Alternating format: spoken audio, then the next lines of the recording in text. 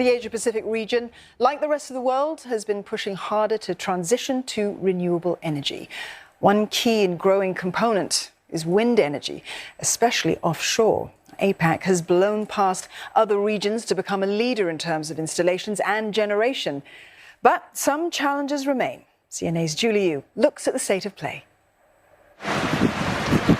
An English writer once wrote a poem called "Who Has Seen the Wind?" And yes, you can't see it, but you can see the race to harness its inexhaustible power. Wind farms popping up onshore and, more crucially, offshore, energizing millions of households from Europe to here in Asia, now a global leader, with China a major driver. It's very clear that offshore wind in APAC is going to be the largest market by far going forward. And not just that, in our projection, we actually see the cost of offshore wind in China almost competing at the level of coal power by the end of this decade. And that's incredible. Japan, Korea, Taiwan, they're looking to kind of slow down nuclear, slow down coal, and replace that with offshore wind. So they're going to ramp up too. Danish multinational power company Ørsted is among the firms tapping into the Asia Pacific, with a focus on one of the fastest growing markets, Taiwan. We believe Asia Pacific is very important in terms of the green transition. Ørsted has a vision to create a world that runs entirely on green energy, and if you want to do that, Asia Pacific is obviously very, very important. It's an area where a lot of energy is consumed. It's also an area where we're seeing the effects of the greenhouse gas emissions. The conditions for setting up offshore wind farms are very good. Wind speeds are very good. Taiwan will definitely be able to be one of the front runners in the transition into renewables. Well, wind is the largest and fastest growing source of renewable power globally. It generated nearly 8% of all energy last year. Combined with solar, it tallies to 12%. Compare that, though, to fossil fuels at 80%. But even with wind power generation seeing double-digit annual growth, it's not enough. The Global Wind Energy Council says yearly wind energy installations must scale up by 4 times in this decade to help keep the worldwide average temperature rise below 1.5 degrees Celsius. Energy think tank Ember says that wind power must account for more than 20% of global electricity by 2030 if net zero emissions goals are to be achieved. And so growth is the answer for the wind industry. Bigger turbines, bigger blades, bigger farms, all to maximize the green energy return on global investments that cost tens of billions of dollars. The world's highest wind turbine in Denmark is more than half the height of some of the tallest buildings in Asia.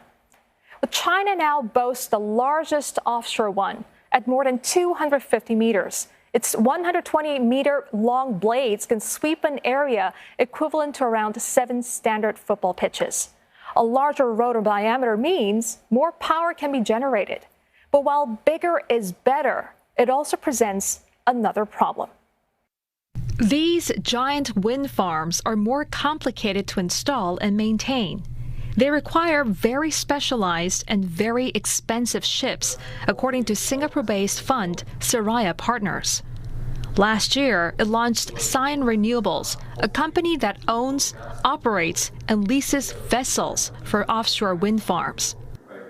So essentially what we do is that we enable wind farms to be built across Asia, and we provide the vessels, specialized vessels, anything that's small vessels, 10 million to 500 million, to help build and maintain wind farms across Asia. Sign Renewables is trying to solve a major problem. Demand for these ships far and away outstripping supply. There's only 5 or 6 major shipyards in Asia, maybe one in Europe. They're still churning out, new vessels. And generally, it takes about 3 years to build new vessels. So the number of new vessels that can be built globally, you can count that very quickly. But the demand has increased by tenfold. So there's a natural mathematical supply-demand gap that cannot be overcome structurally, at least for the next 10 years. So you need these very advanced vessels that can install skyscrapers out in the open ocean. But right now, there are rules in every country that kind of prohibits foreign vessels to operate within their territory. You have that gap where there's not enough specialized vessels, and you have that gap in policy where the government does not allow so many foreign vessels to come in. So that's where the bottleneck is happening. But all the complications aren't stopping the wind energy race in Asia.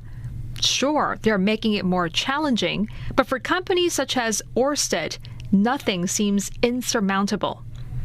It's also focused on the next frontier, floating wind turbines. Longer term, the world is going to have to transition into also having floating offshore wind as part of it. The oceans are vast and wind speeds are very good at the oceans, but you don't have the shallow seas everywhere to put up fixed bottom offshore wind turbines. So we believe that in a span of not too many years, we will start to really see the build out of also floating offshore wind. It is a technology that is not yet fully matured, obviously. There are only a few demo projects in place right now, but Ørsted will also be one of the front runners when it comes to floating offshore wind, and we have a number of projects that we are proceeding with now. And so it turns out, while none of us can see the wind, more and more people globally are seeing its benefits. The hope is the willpower, the money, and the technology can be harnessed in time to make a difference as the need to lock in the global energy transition becomes more urgent. Julie Yu, CNA, Singapore.